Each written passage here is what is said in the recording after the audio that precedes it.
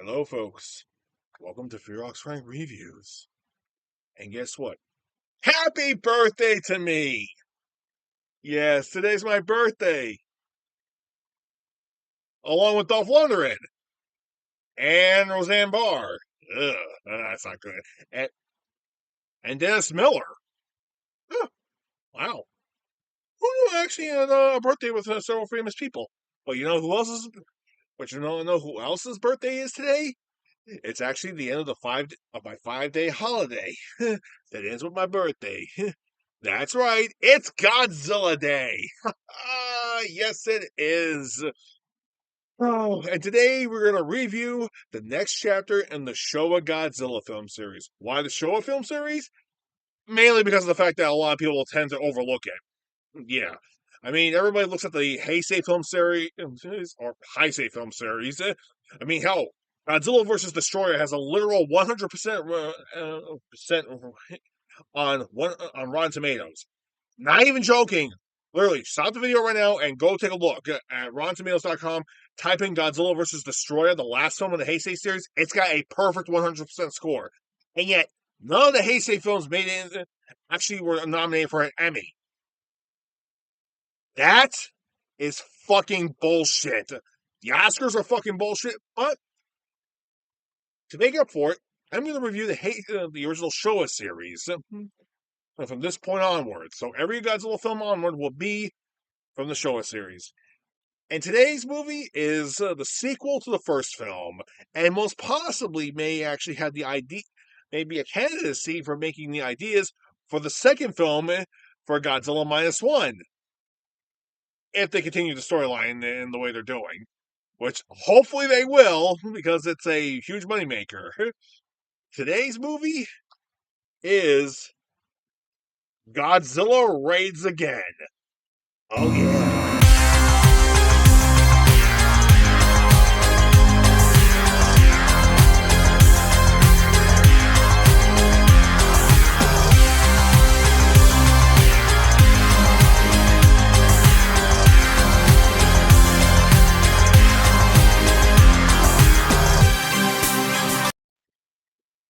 That's right, folks. We're going to look at Godzilla Raids Again, the second film in the Showa franchise. And actually, joking aside, this is actually the very first film in the Showa franchise from Toho. Why? Because the first film was actually a film all on its own. It was a great film regardless. However, for many fans here in the United States, the first Showa film in the Showa franchise was actually it was the American adaptation of the first film, or most likely King Kong versus Godzilla. Yeah. However, in Japan, it was this. Mm-hmm. Now, I know what some of you are thinking. Here, Ox Frank, didn't you review this movie already? No, I reviewed the original American adaptation. Yeah.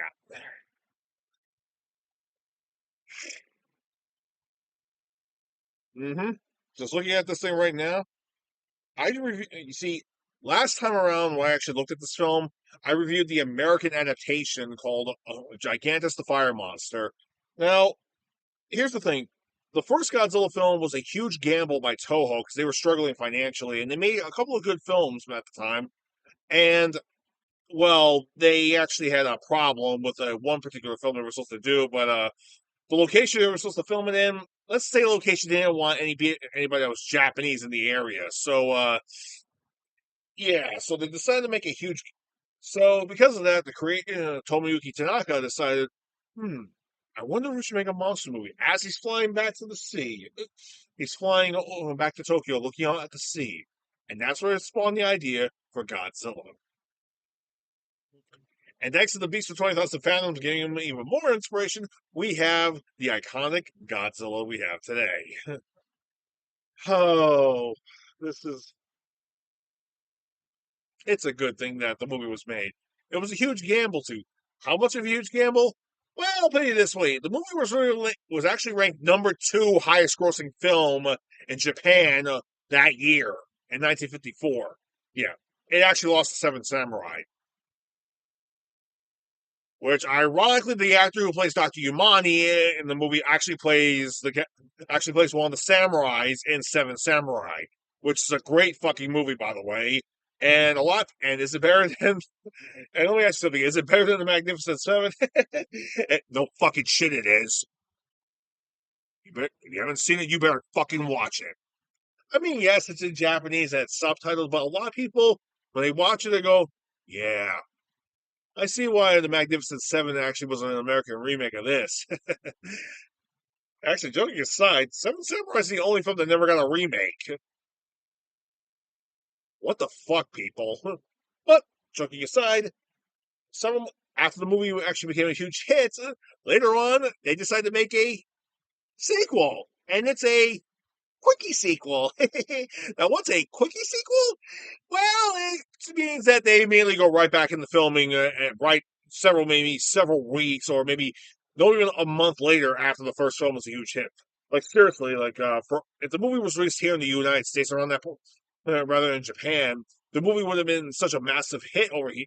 Would have been such a massive hit, they would have actually started filming the sequel literally in December, or possibly before the Thanksgiving weekend. Yeah, that's how far in production they actually got. So they decided, okay, we're going to bring Godzilla back, make another movie with him, and this time around, we're going to have him fight another monster. Yeah. God damn, this is all complicated. The second film actually wasn't much of a huge hit compared to the first movie, but it actually did set the groundwork for the later Toho films. And also introduced Godzilla fighting another monster, which would later be a trend that would continue on up to the 1970s. And until they decide to actually, retire him, end the Showa franchise, and then start the Heisei franchise, which they would kill him off, and then actually start the Millennium franchise, which was like a reboot after reboot after reboot. And then he would be retired for another 10 years. And then we get the American remake, and then Shin Godzilla, and then an anime series, and an anime film trilogy, and another Japanese remake, which coincidentally was released on this very day last year, and it is a massive fucking success. How successful is it? Well, put it this way, Godzilla minus one I'm not kidding here, it beat Oppenheimer during the Oscars for best visual effects. Yeah, not joking here, folks. Look it up. Godzilla actually beat Oppenheimer. God damn. Oh, go Godzilla. Actually, joking aside, a big joke last year was that Oppenheimer was actually the prequel to was actually a prequel, and Godzilla minus one was its sequel. uh, please God, let that be true. Oh. Well, to be fair, I already did talk about this film last time, but I talked about the American adaptation. Now, if you saw my review on the American adaptation of Gigantic the Fire Monster, well, let's just say that the Japanese version was, albeit far superior, for the most part. So let's not beat around the bush. Let's get right into Godzilla Raids again. The movie basically begins literally months after the events of the first movie, where where of course we introduce our two main characters, Kobayashi and Skyoka. Now, here's another fun fact. If you remember the original movie, the Americanized version, Skyoka actually was narrating through the entire film and actually had albeit kind of a cheerful, annoying voice. And if you watch the movie, you just wanted him to shut the fuck up every time. But the good news was that during the film, during the fight scenes with Godzilla and Anguirus, and during the stage destruction scene, and during the final climactic fight, he shuts the fuck up. Yeah. So, all good there. However, in this movie, we don't get to hear that. And his voice actually is not as annoying. It sounds actually kind of normal.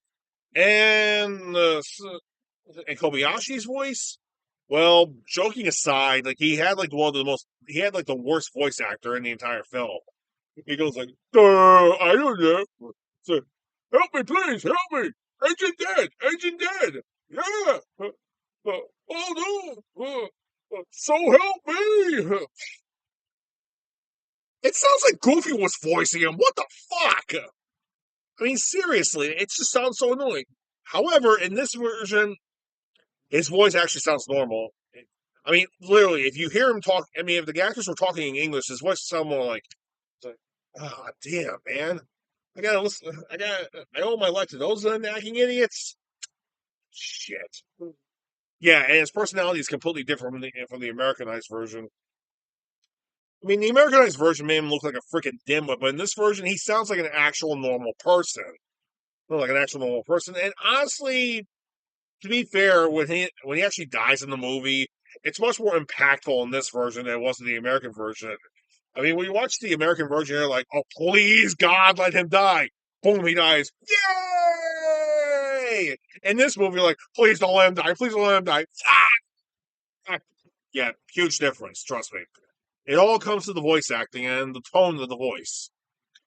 Anyway, Kobayashi basically Kobayashi and Janose basically work. I mean, it's also my bad. Shit. So Kobayashi and Skioka basically both work for a fishing company, and they actually all they do is spot fish. Kobayashi was able to spot some fish for some local ships, but at least that's what happened with Skioka. Kobayashi has engine failure and he has to land the plane, and he's nearby an island. And Skioka happens to know where the island is, so he goes there and he rescues him. Yay, today's moral. Yeah, they try to make it like a big epic scene, but it's like this is before the monsters actually show up. Okay, so move on. And they basically bicker a little bit, and yes, they do bicker about a bit about about saying that he owes the girls or something. But then the silence is albeit more silent because I started thinking that maybe the American version actually added in the extra roars in there to actually make it more believable. But the problem is they used Anguirus' roar, not Godzilla's roar. So anyway, what do we see? Anyway, they look up and what do they see? Godzilla! They see Godzilla and him fighting another monster! Okay, yes, I know yes, this is a Scorpius Rex. I know it's not Anguirus or anything, but still. But yeah, I'm just doing it so you can actually get an idea of what's actually happening. So Godzilla is actually finding is literally finding Anguirus. Like they're literally just going back and forth a little bit. And while Skyoka and Kobayashi are actually hiding, they actually Skyoka realizes Godzilla. That thing's Godzilla. It's Godzilla. But what the hell's the other one? I know. I know that big. I know that one's Godzilla. But I don't know who the other one is. Yeah. Yeah. So they both realize immediately that it's Godzilla. The one of the monsters is Godzilla. Anyway, Godzilla and Anguirus are going back and forth, until they both fall into the water. And so they rush out of the hiding place and head straight back to Osaka. and and of course they tell the police exactly what they saw, and they discover the other monster is called Anguirus. Is an ankylosaurus called Anguirus, a vicious type of ankylosaurus because that's actually a carnivore, and was actually recently discovered in China, and it was quite massive. Yeah, so they previously come to the conclusion that that this Godzilla and Anguirus are based. They're both from the same time period, and they're actually immortal enemies. So, go figure, right? Mm-hmm. Yamani's there because obviously with the Americanized version, he's just there for no fucking reason. But in this version, his worst fears have come true because he actually he actually said that, well, if we're not too careful, another Godzilla might show up one of these days. And it's his worst fears come true. We have another Godzilla. Holy shit. Not good. So this time around, he actually tells them there's no way to actually kill Godzilla. But now things have actually gotten worse because it's not just Godzilla, but it's also another monster too. So they're completely unprepared for this whole thing.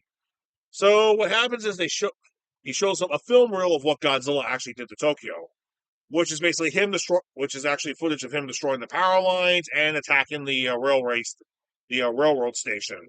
And joking aside, it's actually a really good scene because it actually conveys the terror.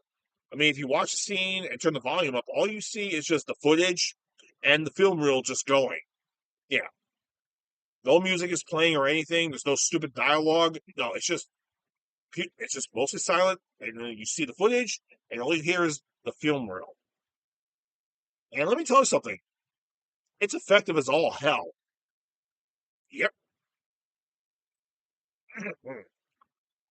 So basically, Japan's now in. So later on, now Japan's on full alert. They are now in full steady alert, and now knowing that they have two monsters to contend with. Skyoka actually comforts his girl. There's some bickering back and forth a little bit about maybe the whole country being in danger. This goes on for about 20 minutes, so it's like, dude, it's just like filler talk, and it's like we don't really. And as guys who really want to see monster action, we don't care. Just get to the monster action. Yeah, it takes a while for it to actually fully happen. And trust me, it does pick up a little bit though. There's actually some dialogue saying that they actually think Godzilla was actually hiding in some caves or some underwater caverns or something, and that's probably how he survived. Yeah, they actually started making some. They start dropping hints about the Hollow Earth. Yeah, you know, from these films. Yeah. Okay, seriously, they had the Hollow Earth theory before this. Well, way back in the 50s. Why the hell did they continue that idea? That sounds awesome.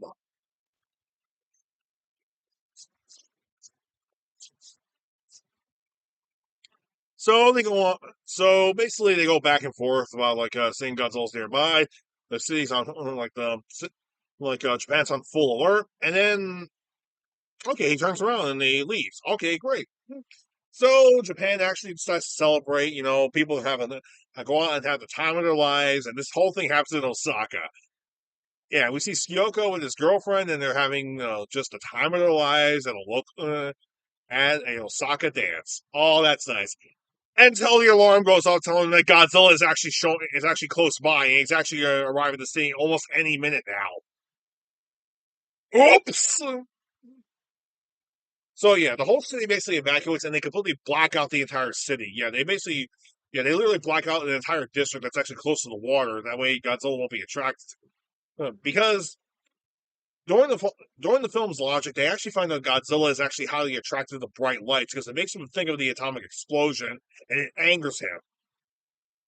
Okay, that makes sense. As for Godzilla's design, well, here's the thing: it looks more like the original design. This is the original Godzilla design, except here's the thing: it's much more slimmer, sort of like okay, imagine it like this, but it looks more like this, like it's shaped more like this, but its design resembles this, only slimmer to look like this. Yeah, they basically slimmed Godzilla down in this version. So yeah, Godzilla actually does show up in the bay. So yeah, the whole city's blackout. Godzilla does actually show up in the bay.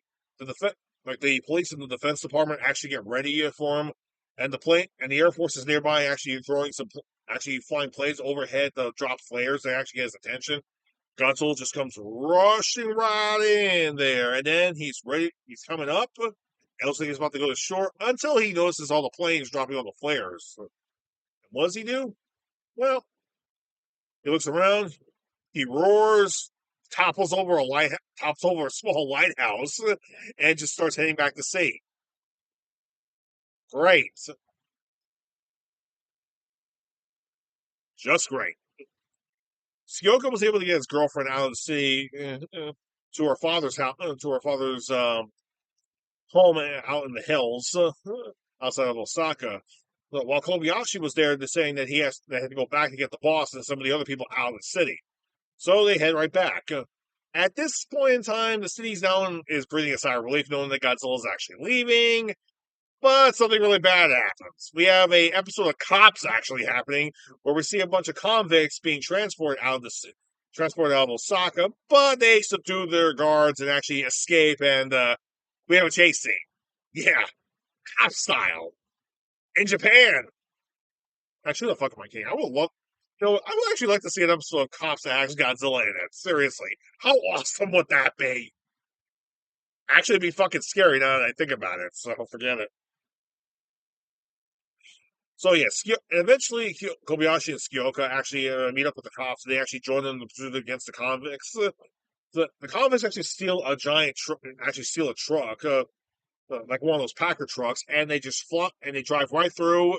They have a chase scene. They go until they literally drive through a gas refinery, and they go plow right through a wall that literally says "no smoking" in English, which is not surprising. It's a bit of a joke, but keep in mind that this was back in the '60s, back in the '50s, and the top and the main portion of the sign is in Japanese, and the other portion of it's in English. So English is the secondary language in Japan, so it makes sense, right? So yeah, the truck crashes right through the refinery and blows up the station. Yeah, the whole entire area gets engulfed in flames. While Godzilla, goes away at sea, he hears the explosions, turns around, he sees the fire, and and of course he turns his way back to Osaka. Oh, nice one, you fucking idiots! Yeah, fucking convicts. So Godzilla makes his way on the shore, and we get the classic Toho Showa era style military fight scene with Godzilla fighting the military. Except this is the first time we're actually seeing it, and it's in black and white.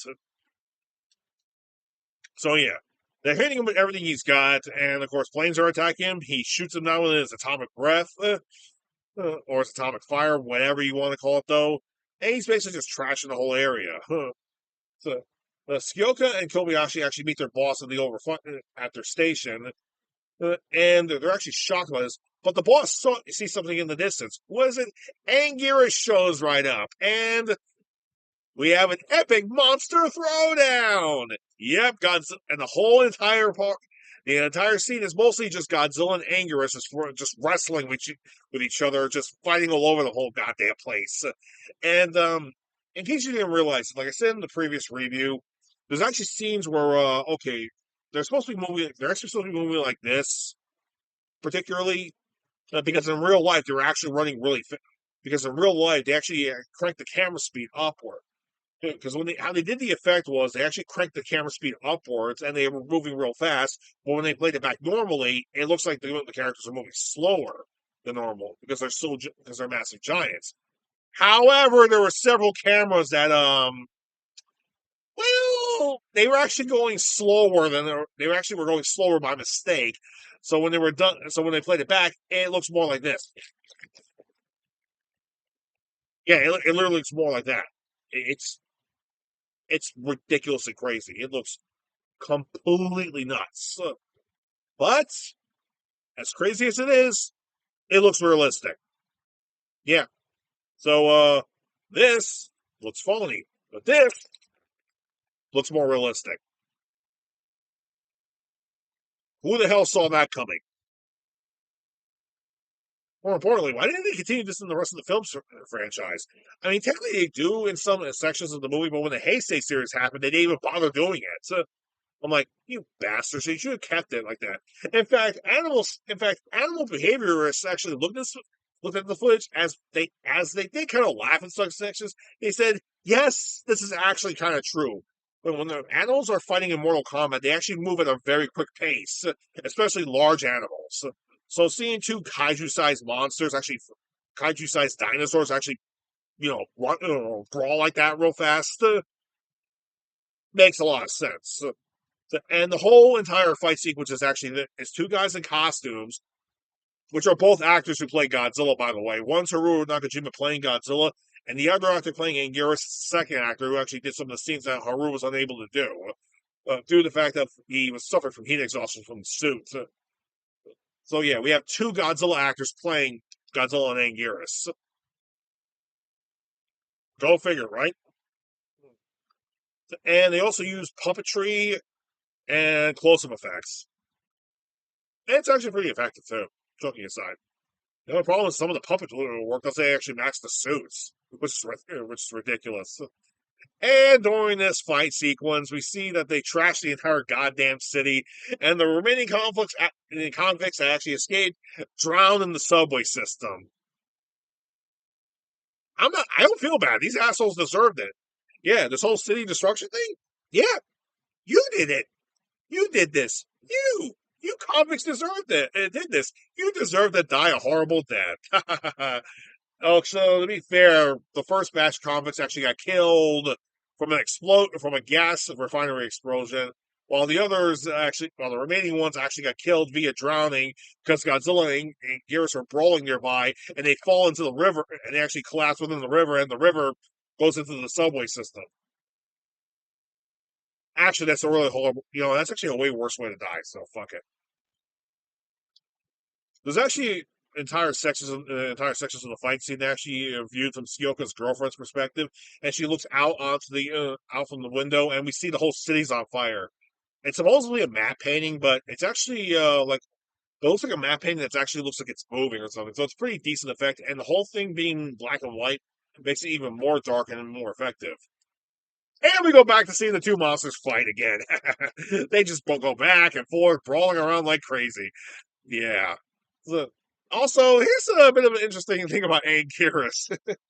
Yeah, this is kind of weird, but if you look closely at his back, where's the DVD? So, okay, you see like his back here, Anguirus' back right here.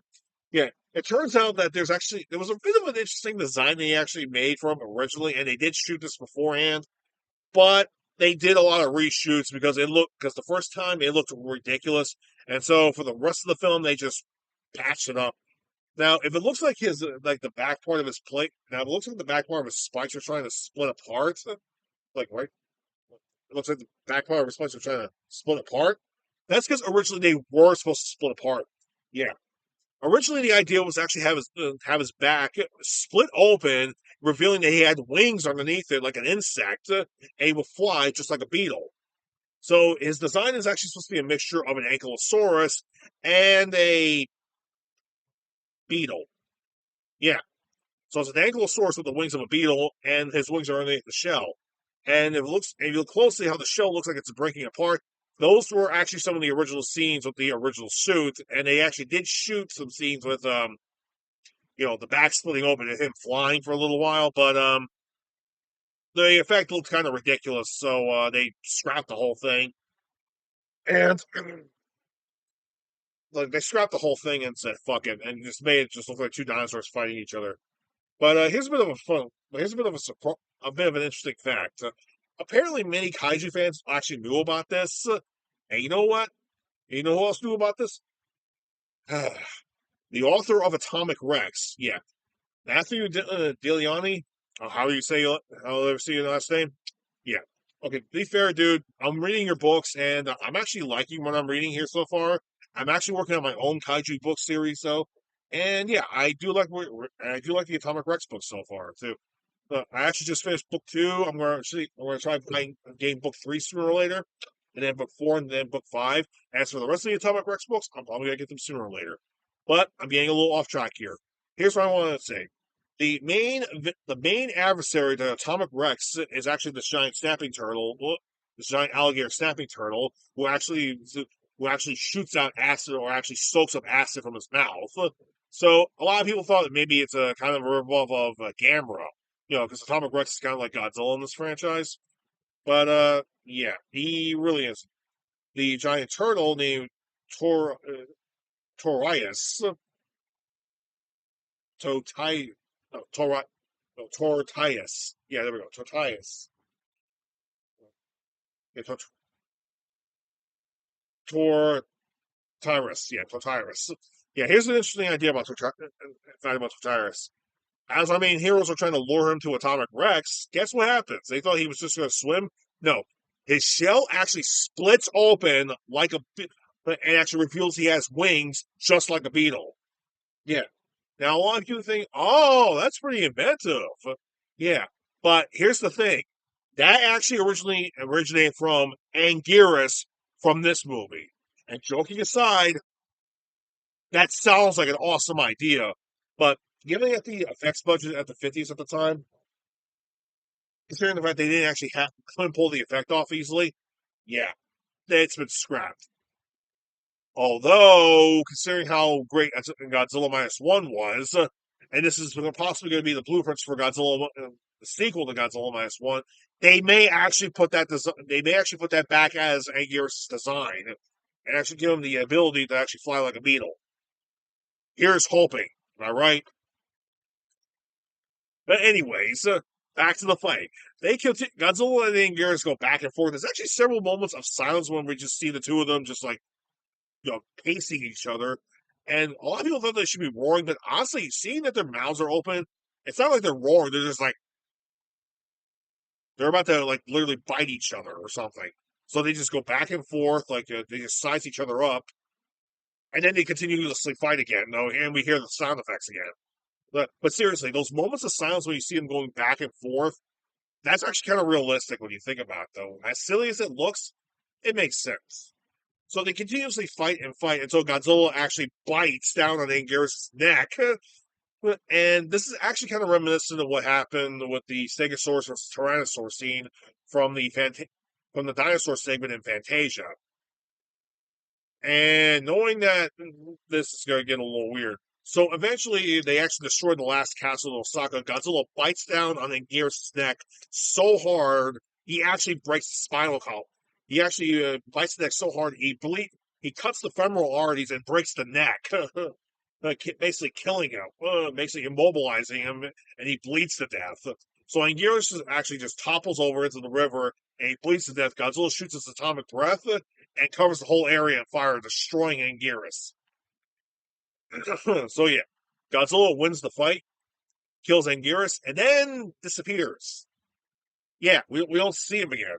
This is like normally something you see at the very end of the movie, but guess what? We're at the halfway point. Yeah, this is literally the halfway point. It's like, wow, okay. Didn't expect that. It's like, oh, wait a minute, it's still a Godzilla movie. What the hell? Okay, didn't see that coming. So most of the entire rest of the second half is just that it's just the human characters actually trying to get their lives together, and and of course uh, they move their operations from like Osaka all the way up to northern Japan, where it snows, of course, and they're actually doing very prosperous. Godzilla has disappeared, and basically everybody's back on the track on life. All right, so many of the people actually moved out of Osaka, actually trying to rebuild their lives, and of course they're doing quite well, give or take. Looking at the bright side of everything. There's a huge happiness joke here, but since we heard a lot of it in the original American dub, please don't make me go a happiness joke. I hated that fucking line. So, so Skyoka and Kobayashi continue their lives as being spotters for ships, and at one night they're celebrating with with the girls and everybody else. They're actually they're getting drunk and having a jolly good old Christmas time. I probably should have been reviewing this movie during Christmas because the whole ending looks like it takes place during the Christmas season. Just saying. But then again, that's probably if this movie was shot in the United States, but it wasn't. Until one of the ships actually gets sinks. Yeah, they get a report that one of their ships sank, and the last and the last thing that the radios actually got was they spotted Godzilla. So yeah, now the search is back on looking for Godzilla yet again, and and eventually they keep searching for the next week they literally search for Godzilla and no sighting of him. Skyoka's girlfriend scolds him a little bit because he's actually running out of fuel. So he decides to turn around, and we see that Kobayashi's actually talking to Ichinoshi's girlfriend. Ichinoshi, I mean Skyoka. My bad. I guess Ichinoshi sounds better than Skyoka, but fuck it. Anyway, the, so basically he gets some ideas from the girlfriend, and because we never find out who the girl is he's actually in love with. So that's interesting to know. Anyway, Skyoka actually is flying back until he spots Godzilla, who's actually swimming in the opposite direction. So he turns around and he radios it in and tells him where Godzilla is exactly or where he's heading. And Kobayashi actually picks up the radio, telling him exactly. And he asks him where his exact location is. He drops his notebook right in front of the girl. He writes down the location and he heads to his plane. He heads out to his plane.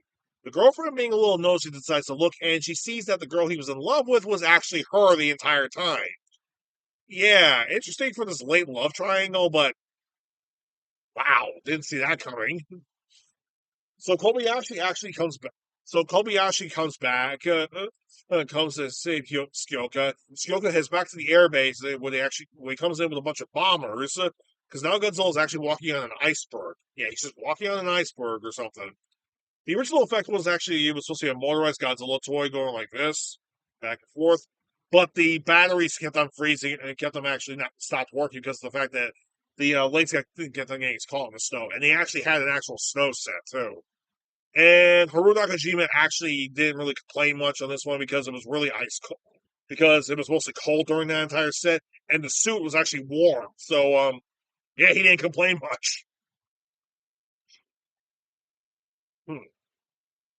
So, anyway, they actually go back and forth. So, okay, Kobayashi actually continues flying by, but he usually flies around Godzilla just to get his attention, to make sure he doesn't leave. Then the Air Force and the Navy come in, and they actually try to attack him with bombs, and it doesn't exactly work. In fact, it just pisses him off, and he shoots down half the planes. Kobayashi, in a fit of rage, just says, "Damn!" He flies right to Godzilla to piss him off, and Godzilla shoots him with his heat ray, and Kobayashi's plane actually goes flying upwards and hits the side of the mountain.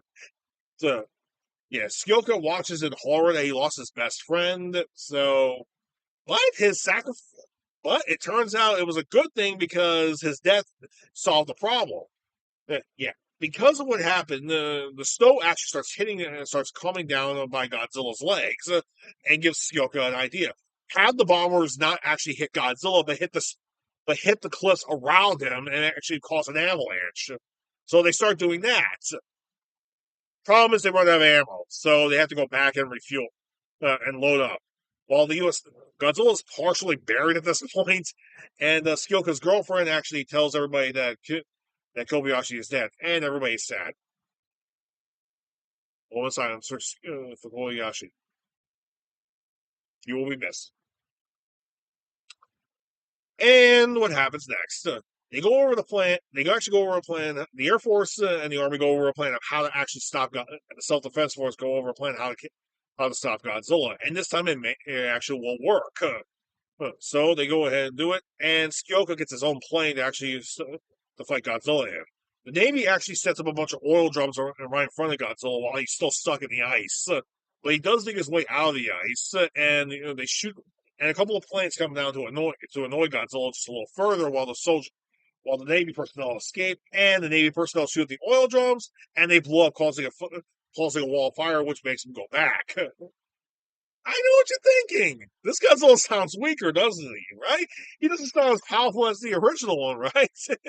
It's a new Godzilla. It's not the same one. This is a different Godzilla. So basically, he's actually at a lower level of power.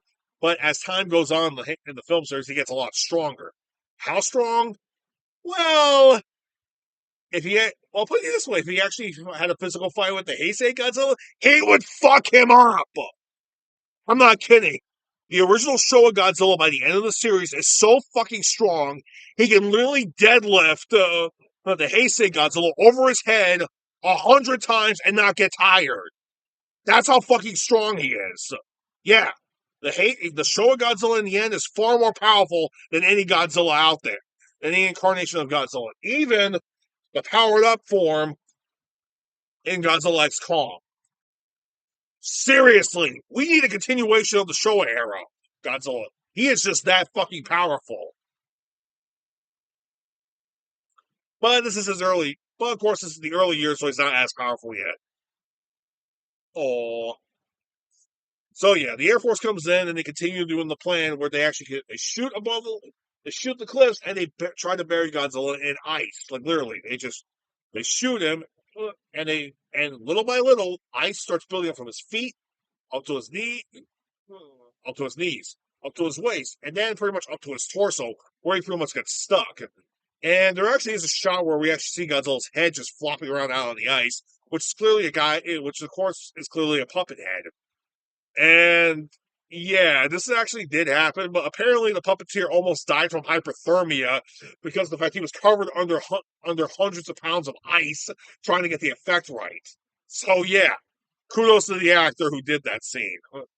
Yeah, I don't know who the stunt actor was, but it definitely wasn't Haru Nakajima. Like they got him out of the suit, but they were done filming him with a suit at that point in time. So yeah, they got somebody else to do that scene. But damn. Anyway, Kobayashi's the last guy, and he does the last flyby, and the remaining avalanche covers Godzilla's head, burying him in ice, and setting up what happened in King Kong vs. Godzilla. So the movie basically ends with Kobayashi, with of course Kyoka actually mourning Kobayashi's death, and we get a nice exit shot of a map painting of the iceberg. The end. And that, my friends, was Godzilla Reigns Again, the sequel to the first movie and the true first movie in the Showa era. And everybody wants this movie in English. Yeah, they want a full English dub. This is arguably considered one of the longest lost Godzilla films ever made. I mean, okay, you thought like Return of Godzilla was a lost film. It was. I mean, it was made in English, but it never got released here in the United States until 30 years later. But this one, okay, it's almost 70 years old and it's never had an English release yet. For fuck's sake, Toho, will you give us an English cut version of this movie? The fans are demanding it, and since I'm doing this on Godzilla Day, for God's sake, just do it already. So yeah, all joking aside, do I highly recommend this Godzilla film? If you're a Godzilla fan, you're probably going to enjoy this movie, though. But to be fair, it's actually kind of like a bit of a mixed bag because it's actually trying to maintain the seriousness of the first movie while maintaining some of the little goofier elements that actually come in from the Showa era. Because this is actually the first film in the Showa era, and it actually is more darker than you realize. It really makes you think they should have kept the darkness, the storyline darkness, as the film series continued onwards. But as it progressed, it got lighter and kind of goofier at some points, even to the points where it was trying to rip off and where it's actually was trying to beat out Gamera. Well, let's face it, Godzilla always beats Gamera regardless. So, anyway, that was today's review on my birthday, aka Godzilla Day. What's the next film I'm going to review? How the fuck should I know? Huh. Hey. Huh. I got a couple of horror films and a comedy movie. I'll figure it out later. Well, until then, y'all take care and wish me a happy birthday. The celebrities a happy birthday. And also wish Godzilla himself a happy birthday. Till then, Ferox Frank, signing out.